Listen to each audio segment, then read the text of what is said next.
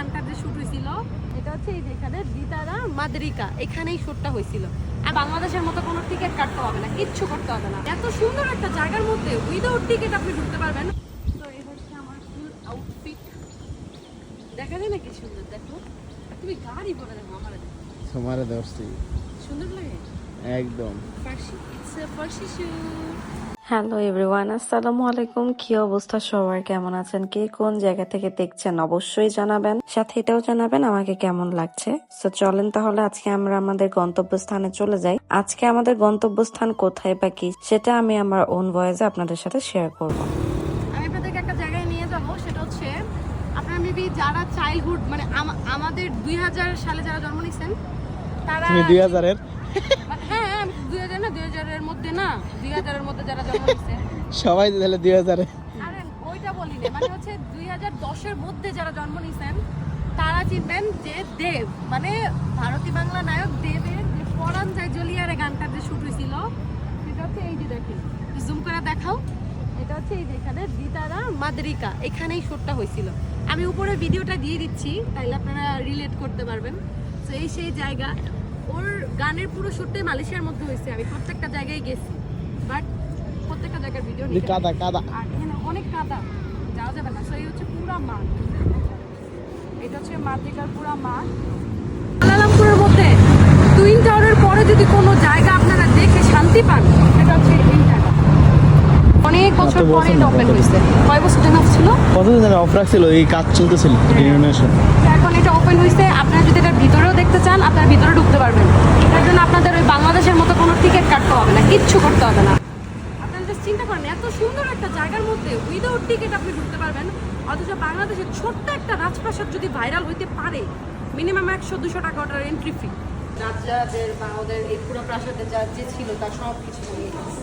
সব থেকে interesting part ছিল এটা, কোনো রাজপ্রাসাদের ভেতরে যে এত সুন্দর করে শপিং মল অথবা একটা ছোট্ট শপ ওপেন করা যায়, বা আসলে কোনো রাজপ্রাসাদে কোনো শপ ওপেন করার অথরিটি কোন দেশের সরকার দেয়, সেটা আমি মালয়েশিয়া না গেলে বুঝতামই না। আমরা কিন্তু বাংলাদেশে সব সময় দেখে এসেছি শুধুমাত্র একটা রাজপ্রাসাদ, যে প্রাসাদের রাজারা ছিল এবং রাজাদের ব্যবহৃত যে জিনিসগুলো সেগুলো এখনো পর্যন্ত খুব সুন্দরভাবে সাজিয়ে গুছিয়ে তারা একটা দড়ির মাধ্যমে কিন্তু আটকে রেখে ওইটাকে একটা ঐতিহাসিক ভাবে তারা রেখে দিয়েছে, বা ওইটা দেখার জন্য কিন্তু আমরা ওই রাজপ্রাসাদে ঢুকি। তবে এখানের বিষয়টা দেখেন পুরোই উল্টো, মানে রাজার আমলের জিনিসপত্র তো দেখতে পাবেনই, তার পাশাপাশি কিন্তু আধুনিকতা জিনিসপত্র আপনারা দেখতে পারবেন। কোনটা রেখে কোনটা দেখবো, কোনটা রেখে কোনটা নিব, চোখটাই পুরো ধাঁধিয়ে যাচ্ছিল। এক একটার চাইতে এক একটা কম না। তবে আমরা কোনো কিছু এখান থেকে কিনিনি, কারণ এখানে প্রত্যেকটা জিনিস আমরা বাহির থেকে আরো কম প্রাইসে কিনতে পারবো। ওই যে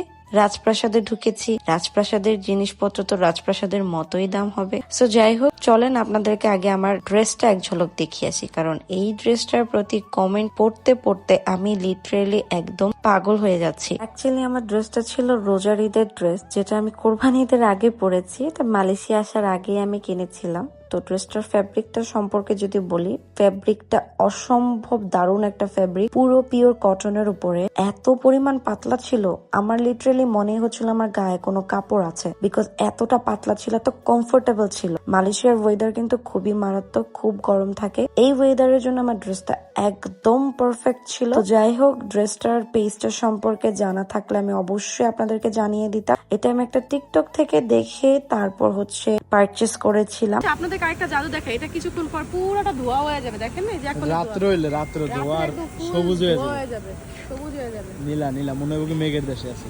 হ্যাঁ।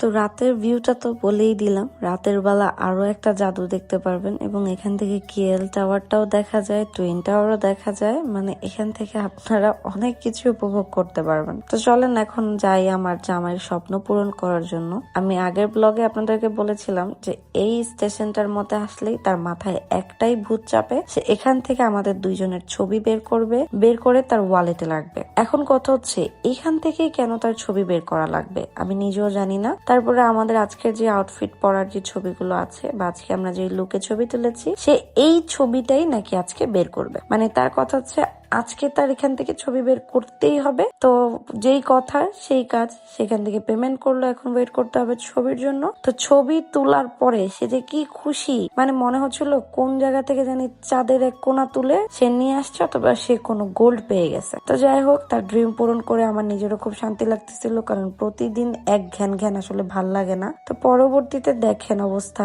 মালয়েশিয়াতেও নাকি ট্রেন আটকে যায়। মানে সিরিয়াসলি, বাংলাদেশে মেট্রো রেল হওয়ার পর থেকে এরকম কোনো সিচুয়েশন আমি ফেস করিনি। মালয়েশিয়া আসার পরেও আমার ফেস করতে হয়নি, বাট লাইফের ফার্স্ট টাইম এমন কোনো সিচুয়েশন আমি ফেস করেছি। এতটা ভয় লাগতেছিল যে পিছন থেকে যদি আরেকটা ট্রেন চলে আসে তখন কি হবে। তো পরবর্তীতে আমাদেরকে ওই স্টেশনে না নামিয়ে পরে আগের আরেকটা স্টেশনে নিয়ে নামিয়েছে আর কি, আমাদের ঘুরে আবার ব্যাক আসতে হয়েছে। যাই হোক, দেখেন সবকিছু কমপ্লিট করে আমরা আমাদের শুট একদম এভরিথিং সব কমপ্লিট করে চলে এসেছি খেতে, কারণ এত বেশি ক্ষুধা লাগছিল। সেই সকালে খেয়ে বের হয়েছি, তারপরে এত রোদে শুট টুট কমপ্লিট করে আসলে মাথাটা একদম ঘোরাচ্ছিল, তার মধ্যে আবার স্টেশন এত বড় একটা অ্যাক্সিডেন্ট। তো যাই হোক, এরপর খাবার নেওয়ার জন্য অ্যাজ ইউজুয়াল আমরা যেই জায়গাটাতে যাই, যে বেকারিটাতে আমরা খাই, সেখানেই গেলাম। আর এই যে সারাদিনে এত কষ্ট করে শুট করি, আমার একটাই কথা যে আপনারা ভিডিওটা শুধু দেখেন আর জাজ করে ফেলেন যে ভিডিওটা কেমন বা কি, বা ভিডিও এই হয় নাই সে হয় নাই, কিন্তু আপনারা হয়তো এটা জানেন না যে এই একটা ভিডিওর পেছনে আমাদের কি পরিমাণ কষ্ট থাকে। আর সব থেকে বড় কথা হচ্ছে এটা যে ঠিক আছে, ওকে ফাইন, আপনারা না হলে বোঝেন না যে একটা ভিডিওর পিছনে ঠিক কতটা কষ্ট হয়, বাট এতটুকু তো আপনারা করতে পারেন যে যখন আপনারা ভিডিওটা দেখছেন তখন আমাদেরকে একটু লাইক, কমেন্ট, শেয়ার এবং ফলো দিয়ে আমাদের পাশে থাকতে পারেন আর আমাদের কষ্টটাকে সফল করতে পারেন। জাস্ট এতটুকু করলেও কিন্তু আমাদের জন্য ইনাফ। আমরা কিন্তু আপনাদের কাছ থেকে টাকা পয়সা বা ডলার কিছুই চাচ্ছি না, আমরা জাস্ট চাচ্ছি যে আপনারা যদি আমাদেরকে সাপোর্ট দেন, আমরা আমাদের কষ্টটা সাফল্য হিসেবে কিন্তু পাবো। তো যাই হোক, আসলে যতই বলি যারা হেটার্স তারা হেটার্স থাকবে, তারা কখনো আসলে লাভার্স হবে না, বা যারা লাভার্স তারা কখনো হেটার্স হতে পারবে না। তো আবার লাভার্সদের কাছে একটাই রিকোয়েস্ট, যারা আমার ভিডিওগুলো দেখেন রেগুলার, প্লিজ ভিডিওতে একটা লাইক কমেন্ট করে এবং আমার পেজটাকে ফলো দিয়ে আমার পাশে থাকবেন। এইখানে কথা বলতে বলতে আমি হচ্ছে সেফোরাতে ঢুকে আমার যে কেনাকাটাগুলো থাকে সেগুলো কমপ্লিট করি। সেফোরা থেকে আমি ডিওরের একটা পারফিউম আর হচ্ছে অর্ডিনারি দুটো সিরাম নিই। এগুলো হচ্ছে বেসিক্যালি আমার ফ্যামিলির জন্য, এটা আমার কোনো শপিং না। আমি এখন পর্যন্ত সেফোরা থেকে কোনো কিছুই পারচেস করিনি, বিকজ আমার সেফোরা থেকে পারচেস করার মতো কোনো কিছু এখনো পর্যন্ত প্রয়োজন হয়নি। তবে এইটা নিয়েও অনেক বেশি কন্ট্রোভার্সি আমার অ্যাকাউন্টে রয়েছে, সেটা হচ্ছে অনেকেই বলতেছে যে সেফোরা কিনেছে, এটা দেখানোর কি আছে, শো অফ করতেছে, এই সেই, সেফোরা কেনার মুরদ নাই, প্রথমবার সেফোরা কিনে এত ভাব। তো ভাই তাদেরকে বলতে চাই, প্রথমত আমি সেফোরা ফার্স্ট টাইম কিনতেছি না, সেফোরা আমার এটা অনেকবার কেনা হয়েছে, বাট হ্যাঁ, আমি নিজের জন্য কখনো পারচেস করিনি, আমার হয়তো বা ফ্যামিলি মেম্বারদের জন্য পারচেস করতে হয়েছে, বিকজ আমার যে জিনিসপত্র বা আমি যেগুলো ইউজ করি সেগুলো আবার সেফোরা থেকে যে কিনতে হবে বিষয়টা এরকম না। আমার এই জিনিসগুলো কিন্তু আমি বাহিরেও পাই। এখন আমার যে সেলিব্রিটিদের মতো বা বড় বড় মানে মানুষদের মতো আমার সেফোরাতে গিয়েই কিনতে হবে ওটা, যেটা আমি বাহিরেই পাচ্ছি, আমার তো কোনো দরকার নাই, তাই না? আমি ভাই 2 টাকা কিভাবে সেভ করতে হয় এবং সারাদিন ওই তালেই থাকি, বিকজ আমি নিজে এসএসসি পরীক্ষার পর থেকে জব লাইফে আমি জানি যে টাকা ইনকাম করা ঠিক কতটা কষ্ট, বা আমরা যে 10-20 টাকা ফেলে দিই বা 10-20 টাকা সেভ করতে চাই না, ওই 10-20 টাকার জন্য যে দিন শেষে কতটা কষ্ট করতে হয় সেটা একমাত্র আমি জানি, কারণ আমি ওই স্টেজটা পার করে এসেছি বা আমি জব করে এসেছি। আমি জানি যে ওই স্ট্রেস বা ওই প্যারা বা কতটুকু কি সহ্য করে তারপরে দিন শেষে স্যালারিটা নিতে হয়। আর সেই স্যালারিটা যখন এরকম উলুস ধুরুস ভাবে ভাঙাভাঙি হয় না, তখন এটা আসলে সহ্য করার মতো না। হ্যাঁ, ভাঙবো, অবশ্যই খরচ করব, যখন আল্লাহ আমাকে সামর্থ্য দিবে ওই পরিমাণ খরচ করার, তখন অবশ্যই করব। তবে এখন আমার সামর্থ্য যতটুকু, আমি ততটুকু খরচ করতে চাই। আমি শো অফের জন্য কোনো কিছু করতে চাই না, এরকম টাইপের মেয়ে আমি না।